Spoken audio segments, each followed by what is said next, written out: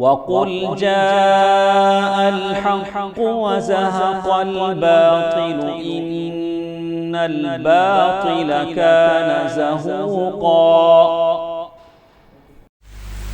इन्नल हम्दलिल्लाह नहमदुहु व नस्तईनुहु व नस्तग़फिरुह व नऊज़ु बिल्लाहि मिन शुरूरि अनफुसिना व मिन सय्यिआति अमालिना मन यहदिहिल्लाहु फला मुज़िल्ल लहु व मन युज़लिल फला हादिय लहु व अशहदु अन ला इलाहा इल्लल्लाहु वहदहु ला शरीका लहु व अशहदु अन्न मुहम्मदन अब्दुहु व रसूलुहु। अम्मा बाद फ़इन्न खैरल हदीथि किताबुल्लाह व खैरल हदी हदी मुहम्मद सल्लल्लाहु अलैहि वसल्लम व शर्रल उमूरि मुहदसातुहा व कुल्ल मुहदसतिन बिदअह व कुल्ल बिदअतिन दलाला व कुल्ल दलालतिन फिन्नार। यक़ूलु सुब्हानहु व तआला फ़ी मुहकमि तंज़ीलिहि व अन्नल मसाजिद लिल्लाह फ़ला तदउ मअल्लाहि अहदा व यक़ूलु रसूलु सल्लल्लाहु अलैहि वसल्लम अहब्बुल बिक़ाइ इलल्लाहि मसाजिदुहा व अबग़दुहा इलल्लाहि अस्वाक़ुहा। हाज़रीन जुमा और ख़वातीन इस्लाम, आज के जुमे में मस्जिदों के अहकाम, उनकी फ़जीलत और उनके आदाब बयान किए जाएंगे। अल्लाह ताला इरशाद फरमाते हैं सूरह जिन के अंदर, और जान लो कि मस्जिदें अल्लाह का घर हैं, इसमें अल्लाह के सिवा किसी और को मत पुकारो। नबी करीम सल्लल्लाहु अलैहि वसल्लम फरमाते हैं दुनिया में सबसे अल्लाह को प्यारी जगह मस्जिदें हैं और ज़्यादा अल्लाह को नापसंदीदा जगह बाज़ार हैं। मस्जिद अल्लाह का घर है। पहले मस्जिद या तो फरिश्तों ने बनाई मक्के में, या फिर आदम अलैहिस्सलाम ने बनाई। फिर उसके बाद जब ये इमारत कमज़ोर हो गई, मिट गए उसके निशानात नूह अलैहिस्सलाम के तूफ़ान में, नूह अलैहिस्सलाम के ज़माने के तूफ़ान में, तो सारी बुनियादें उसकी मिट गईं। तो अल्लाह ने हुक्म दिया इब्राहीम अलैहिस्सलाम को कि तुम अपने बेटे इस्माइल को लेकर इसकी बुनियादों को ऊपर उठाओ। वइज़ यरफ़उ इब्राहीमुल क़वाइद मिनल बैत व इस्माइल, इब्राहीम भी इस्माइल वो बुनियादें देखकर उसके ऊपर चढ़ाते थे दीवारें। रब्बना तक़ब्बल मिन्ना इन्नका अंतस समीउल अलीम, दुआ भी करते थे अल्लाह हमारी इस इबादत को कबूल फरमा, हमारी इस खिदमत को कबूल फरमा। नेक अमल करना आसान है, नेक अमल को अल्लाह के पास कबूल कराना ये बहुत मुश्किल है। फिर उसके बाद इब्राहीम अलैहिस्सलाम ने मस्जिद बनाई, बाप बेटे दोनों मिलकर बनाए। फिर हज़रत सुलेमान अलैहिस्सलाम के ज़माने में मस्जिद अक़सा तामीर की गई, जो कि फ़लस्तीन में है। इस तरह मस्जिद की तारीख़ चले आती है। मस्जिद अल्लाह के घर हैं। इन मस्जिदों को हर किस्म की गंदगी से, बदबूदार चीज़ से महफूज रखना चाहिए। नबी करीम सल्लल्लाहु अलैहि वसल्लम ने एक मरतबा फरमाया, जो आदमी के इन दो बुरे दरख्तों का फल खाए वो हमारी मस्जिद को ना आए। अब ये दो चीज़ें क्या हैं?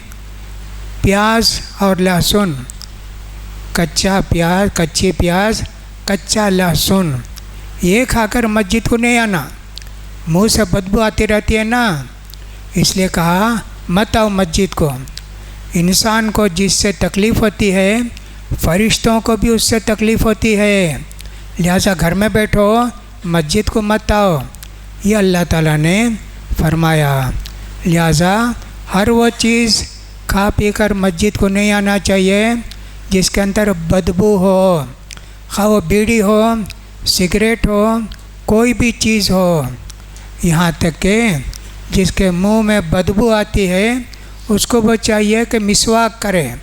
मिसवाक करने से वो जो बैक्टीरिया होते हैं वो सब ख़राब निकल जाते हैं, दूर हो जाते हैं, मुंह की बदबू बहुत नहीं आती है। उसी तरह जिनके मुँह पसीने में बदबू होती है, वही से लोग भी मस्जिद को ना आएँ, घर में नमाज़ पढ़ लें। तो मस्जिद अल्लाह का घर है, फरिश्तों को तकलीफ़ होती है, लिहाजा ऐसी चीज़ें खा पी कर मस्जिद को मत आओ। अल्लाह के रसूल सल्लल्लाहु अलैहि वसल्लम ने हमको यही हुक्म दिया है। लिहाजा मस्जिद को आने से पहले आदमी को चाहिए अच्छी तरह चेक कर ले कि बदबू तो नहीं है मेरे पास। अगर बदबू है तो मस्जिद को ना आए, घर ही में नमाज़ पढ़ ले। इसलिए कुछ अगल बगल में जो भी खड़े रहेंगे उनको भी तकलीफ़ होगी कि साहब बदबू आ रही है, दम नमाज में उनका दिल नहीं लगेगा, परेशान रहेंगे। इसलिए आदमी को चाहिए कि इसका ख्याल करें। या बनी आदमा खुदू ज़ीनतकुम इंद कुल्ली मस्जिद, अल्लाह ने फरमाया ऐ आदम के औलाद, तुम मस्जिद को आते हो तो अच्छे कपड़े पहनकर, अच्छी चीज़ें ओढ़ कर आओ मस्जिद को। खुदू ज़ीनतकुम, अपनी ज़ीनत को, अपनी बनाव श्रृंगार को अच्छी करके मस्जिद को आओ, ये अल्लाह ने फरमाया। इसीलिए बाज़ उलमा ने यह भी लिखा है कि टोपी भी ज़रूरी है। मस्जिद को नमाज़ पढ़ने आते हैं, टोपी भी ज़रूरी है। ऐसे शेख अलबानी रहमतुल्लाह अलैह ने फतवा दिया था कि साहब मस्जिद को नंगे सर मत आओ। ज़ीनत है, टोपी भी एक ज़ीनत है। कहीं भी जाते हैं तो हम क्या करते हैं, बन सवर के जाते हैं। यहाँ तो अल्लाह के दरबार में आके खड़े होते हैं तो हमको चाहिए कि अच्छे से अच्छा ड्रेस पहन कर आए हैं।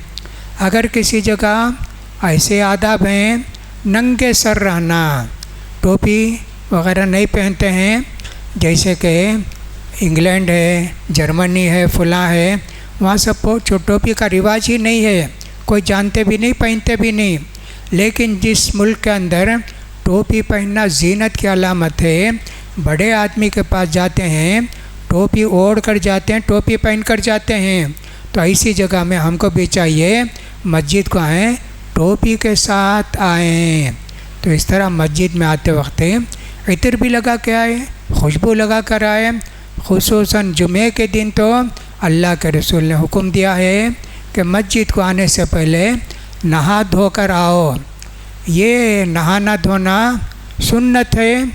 पहले तो ऐसा था कि नबी करीम सल्लल्लाहु अलैहि वसल्लम के ज़माने में मस्जिद नबवी को अतराफ़ से लोग आते थे।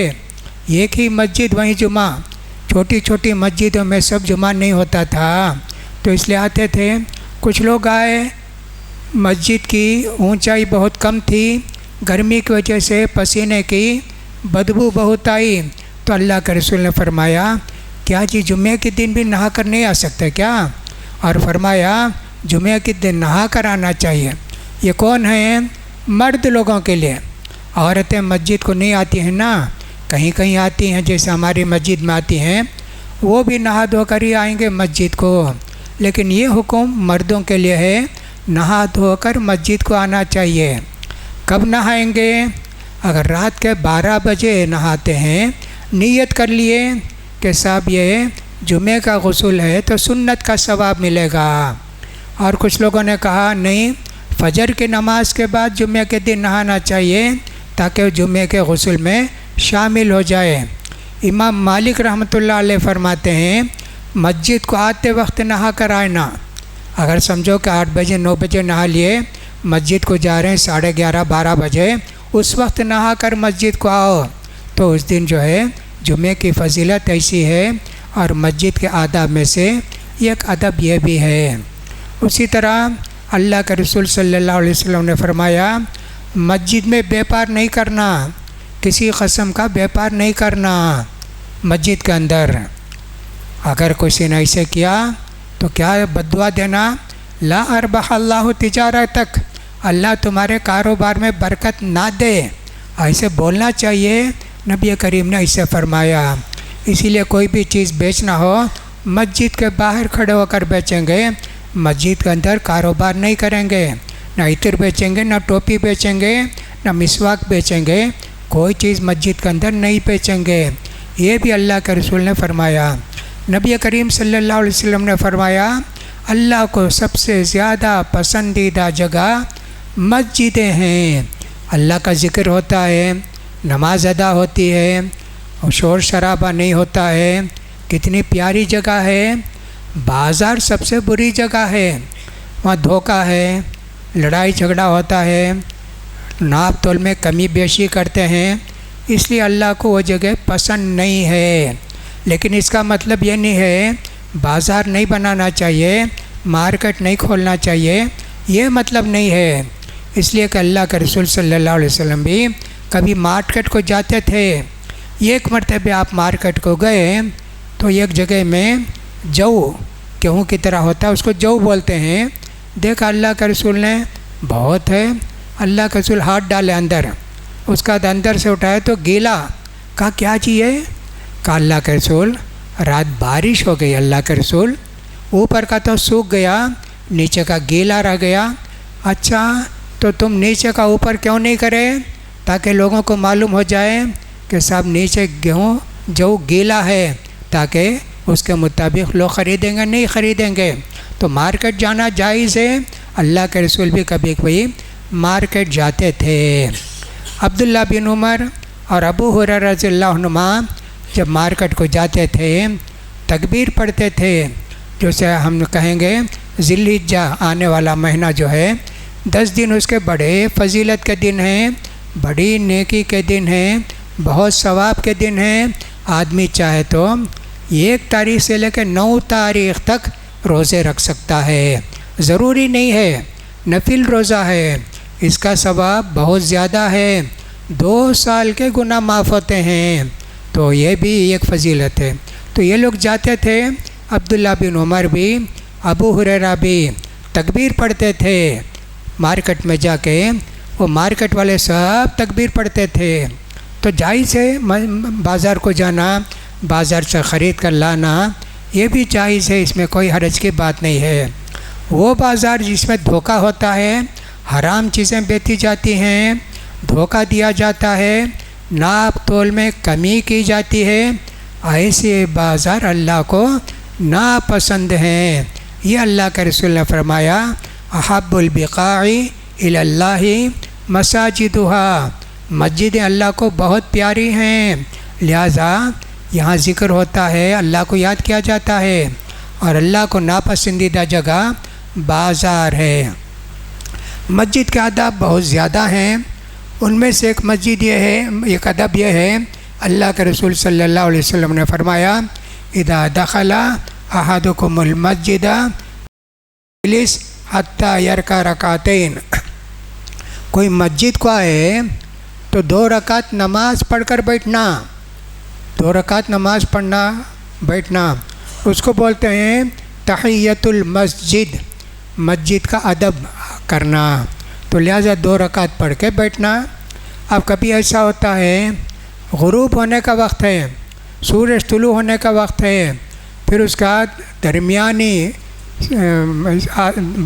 आसमान में सूरज रहता है, तो नमाज नहीं पढ़ना चाहिए। अल्लाह के रसूल ने कहा अब यहाँ तो एक आए तो मस्जिद को नमाज़ पढ़कर बैठो, और दूसरी हदीस में यह है इन 3 वक्तों में नमाज नहीं पढ़ना। अब कौन से 3 वक्त हैं? एक वक्त है जब सूरज निकलने लगता है, सूरज निकलने लगता है तो उस वक्त नमाज नहीं पढ़ना, यहाँ तक ज़रा ऊपर आ जाए तब नमाज पढ़ो। उसको कहते हैं इशराक़ की नमाज।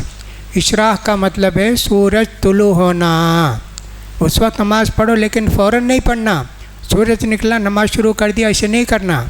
10 मिनट इंतज़ार करो, फिर उसके बाद नमाज पढ़ो।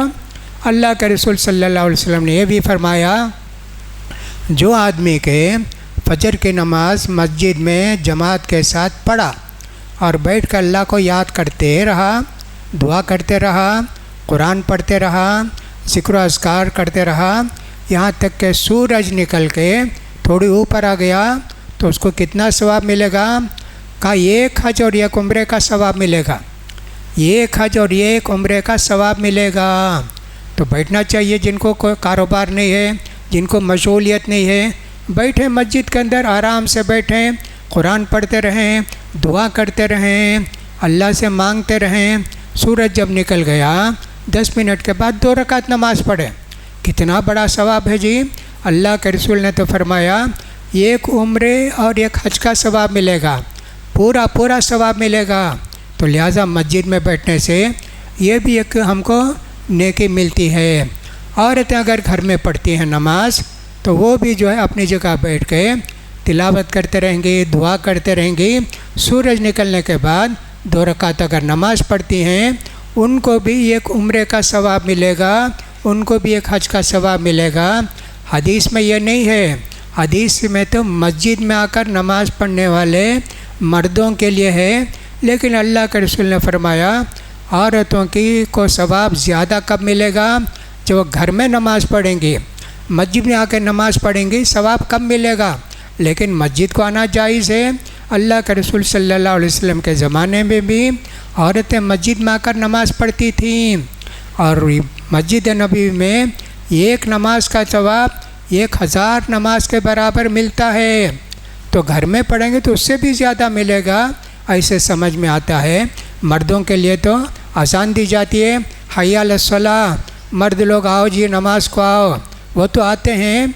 औरतें भी अगर घर में बैठ कर इबादत में मशगूल रहती हैं उनको भी इंशाअल्लाह ये सवाब मिलेगा। लेकिन हदीस में इसके मुतल्लिक़ क्लियर कट नहीं बताया गया औरतों के ताल्लुक़ से। तो मस्जिद के सब आदाब हैं। मस्जिद को आए तो अल्लाह के रसूल फरमाते हैं 2 रकात नमाज पढ़ के ही बैठना, उसको बोलते हैं तहियतुल मस्जिद। ये जो 3 वक्त अल्लाह के रसूल ने फरमाया, देखो सूरज निकलता ना तब नमाज नहीं पढ़ना जी, उसी तरह ज़वाल का वक्त है नहीं पढ़ना, सूरज डूबता है उस वक्त नमाज नहीं पढ़ना। 3 वक्त अल्लाह के रसूल ने फरमाया।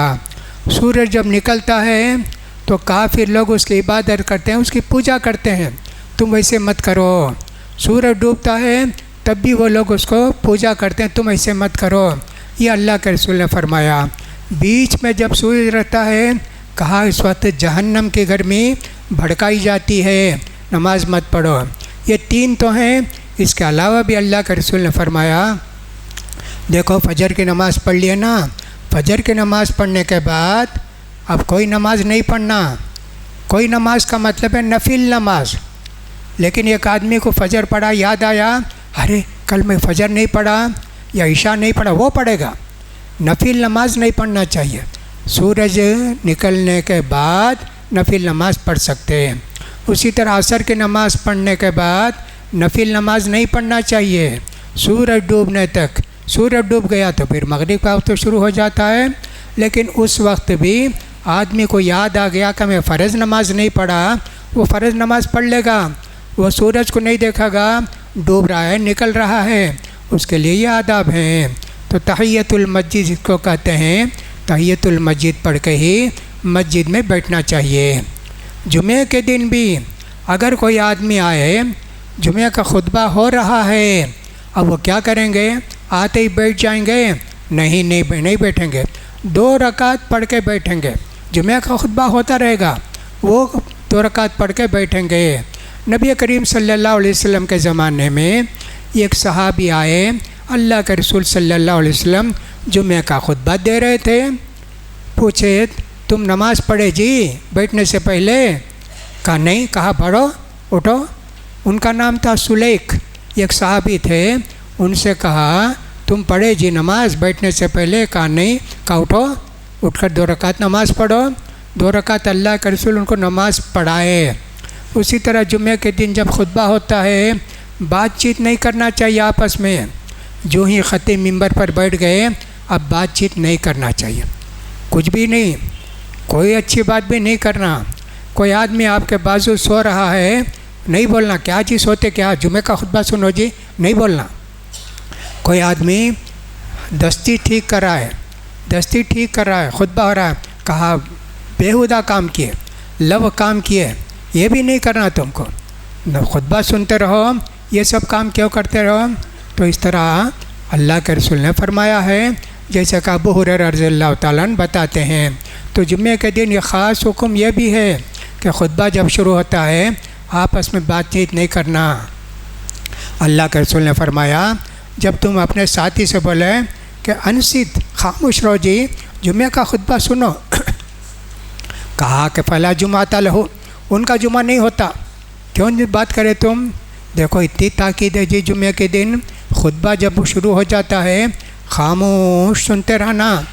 अगर कोई आदमी दूर बैठा है, आवाज़ नहीं है सुनाई दे रही है उसको खुतबे की, वो कोई कुरान पढ़ सकता क्या? नहीं पढ़ना।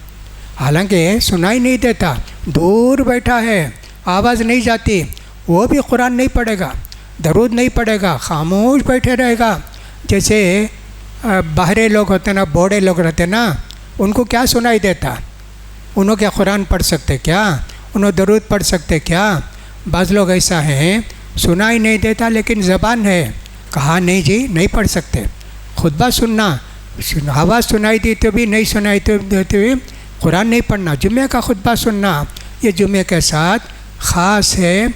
इसीलिए अल्लाह ने कहा या अय्युहल्लज़ीना आमनू इज़ा नूदिया लिस्सलाति मिन यौमिल जुमा फसअू इला ज़िक्रिल्लाहि व ज़रुल बैअ। ऐ मुसलमानों, जुमे की अज़ान हो जाती है, जल्दी से मस्जिद को जाओ और कारोबार छोड़ दो। फ़इज़ा क़ुदियतिस्सलातु फ़ंतशिरू फ़िल अर्ज़ि वब्तग़ू मिन फ़ज़लिल्लाह वज़्कुरुल्लाह कसीरन लअल्लकुम तुफ़्लिहून।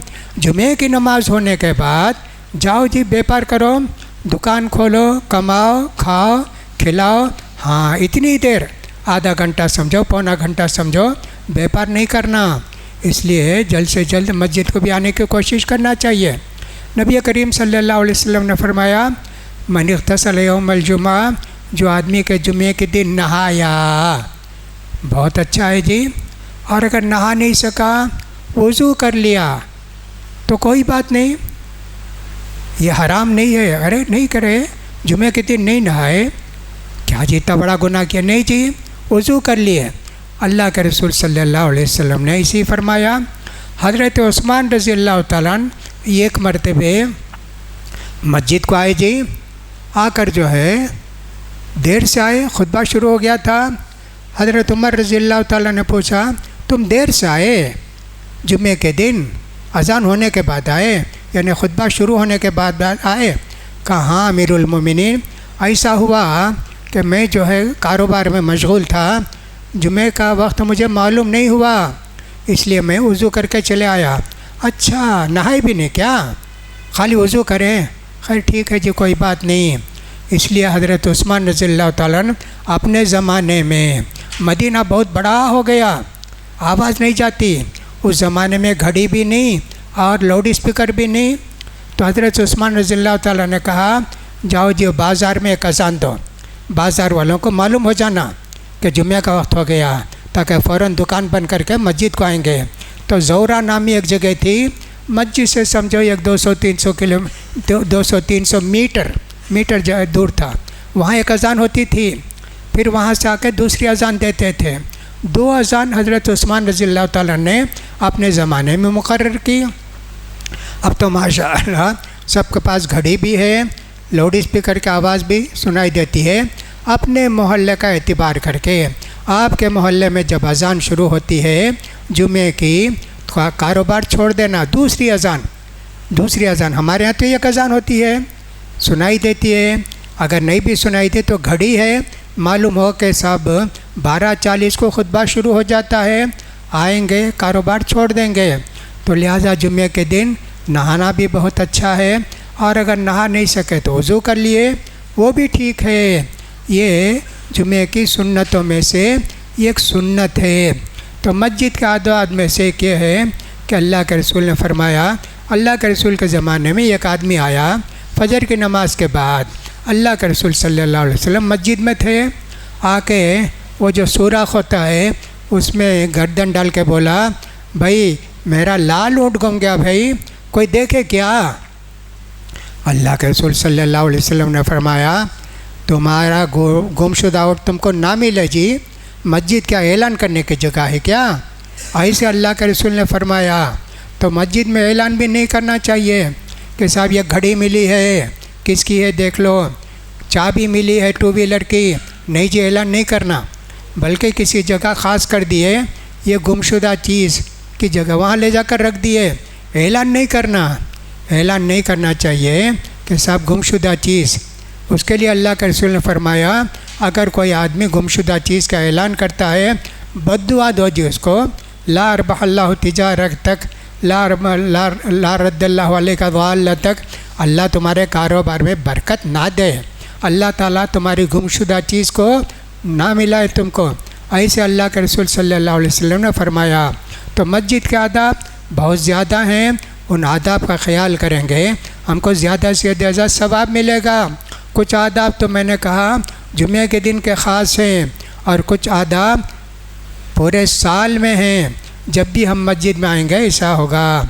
तो लिहाजा मस्जिद के अंदर ऐलान वगैरह भी नहीं करना चाहिए, इससे भी अल्लाह के रसूल सल्लल्लाहु अलैहि वसल्लम ने मना फरमाया है। खुतबा शुरू होने के बाद बातचीत भी नहीं करना चाहिए। किसी हदीस में ऐसे भी आया है, अगर नींद आती है, जुमे के दिन बैठे नींद आ रही है, उस जगह को छोड़कर दूसरी जगह बैठ जाओ, दूसरी जगह बैठ जाओ तो नींद चले जाएगी। वहाँ से उठ गया जाके दूसरी जगह बैठ गया, या फिर वज़ू करके आके फिर बैठा, उससे भी नींद चले जाती है। तो लिहाजा नींद हमारे कंट्रोल में नहीं है, कितनी तवज्जो से सुने तो भी नींद आ जाती है। ख़ासकर गर्मी के दिनों में ऐसे होता है।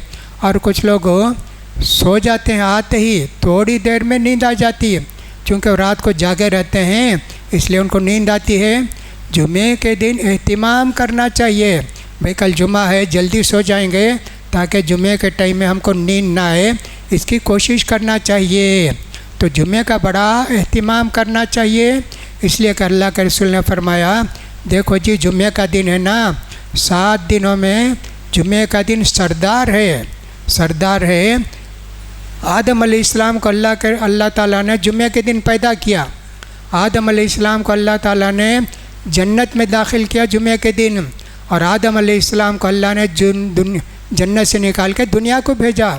3 काम हुए, ये कितने बेहतरीन काम हैं। एक तो आदम अलैहिस्सलाम को पैदा किया, अल्लाह की इस मेहरबानी से हम सब हैं, हम लोग जन्नत को जाएंगे तो कितनी अल्लाह की मेहरबानी हो जाएगी। तो लिहाजा ये बड़ी नेमत अल्लाह की। दूसरी है कि अल्लाह ताला ने जन्नत में रखा उनको, हमको भी अगर हराम से बचेंगे अल्लाह ताला हमको जन्नत में रखेगा।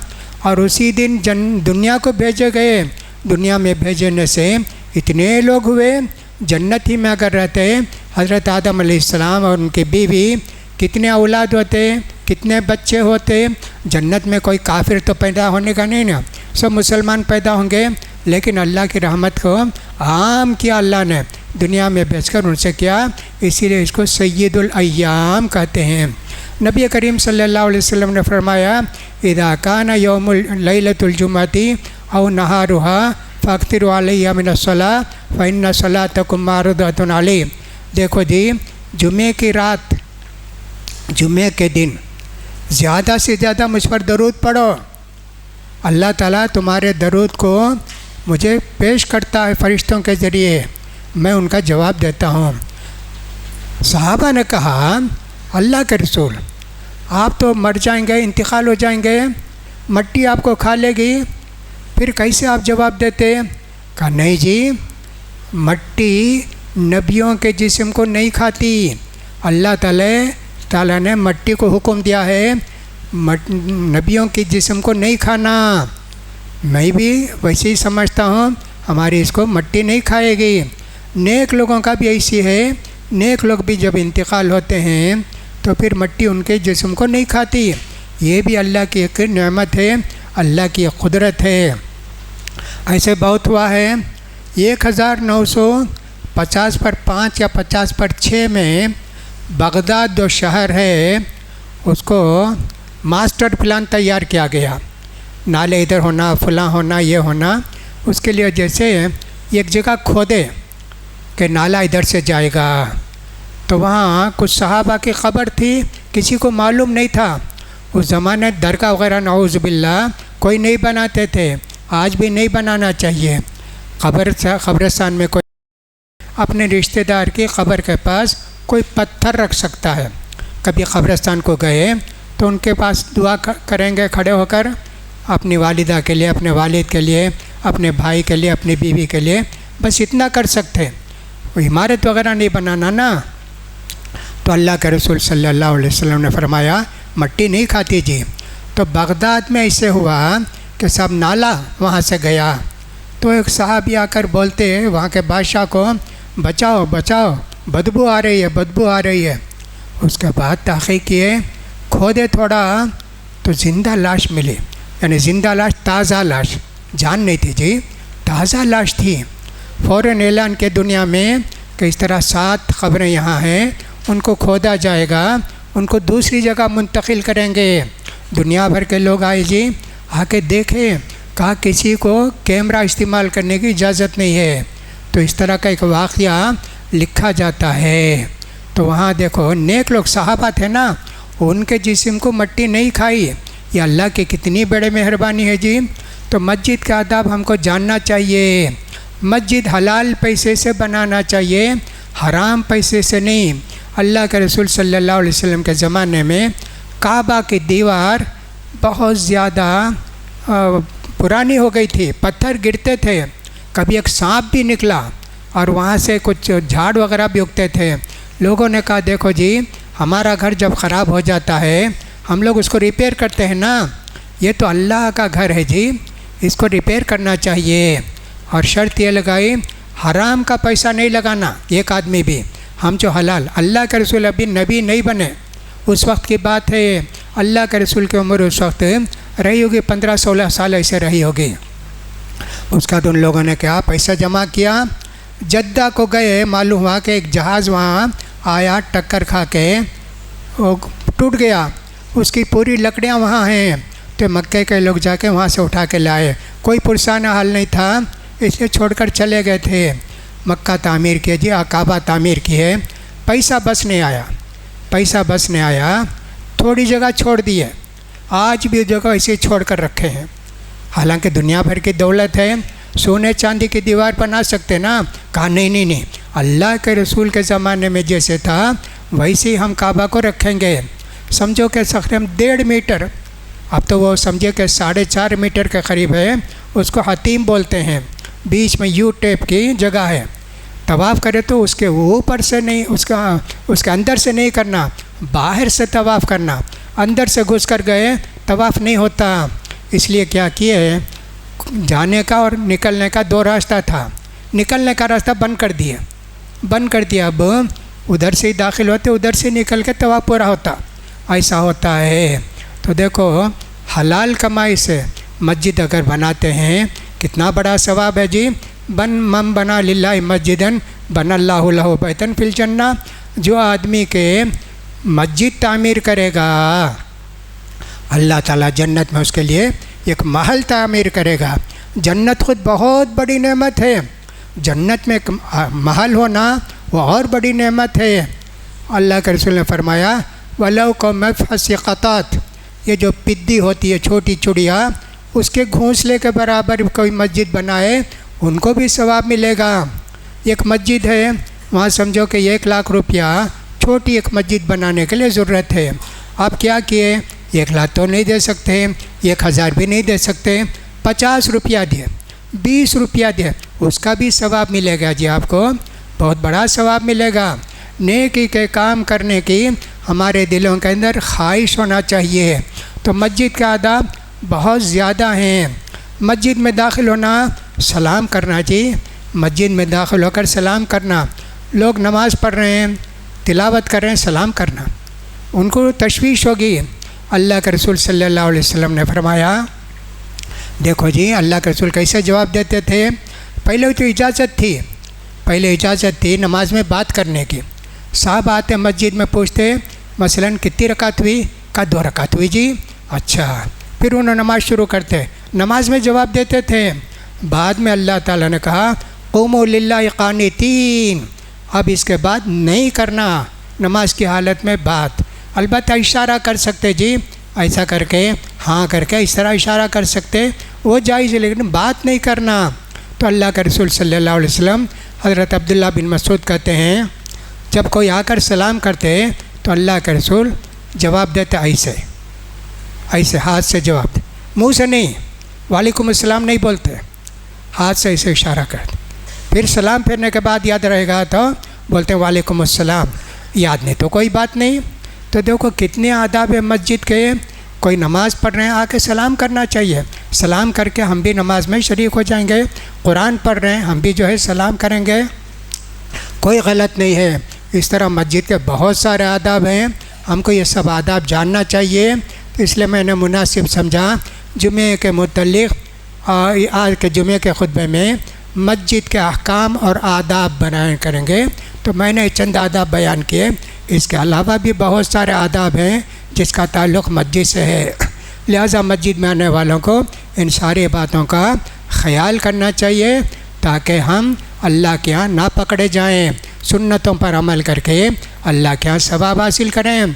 अल्लाह से दुआ है कि अल्लाह ताला हमको हर सुन्नत पर अमल करने की तौफीक नसीब फरमाए। अल्लाह ताला जब भी हम मस्जिद को आएंगे 2 रकात नमाज़ पढ़ के बैठने की तौफीक दे। इस तरह की बहुत सारी जो नेकियां जो अल्लाह के रसूल ने बताई है उन सब पर अमल करने का अल्लाह हमको तौफीक नसीब फरमाए। अक़ूलु क़ौली हादा व अस्तग़फ़िरुल्लाह ली व लकुम व लिसाइरिल मुस्लिमीन फ़स्तग़फ़िरूहु इन्नहु हुवल गफ़ूरुर रहीम।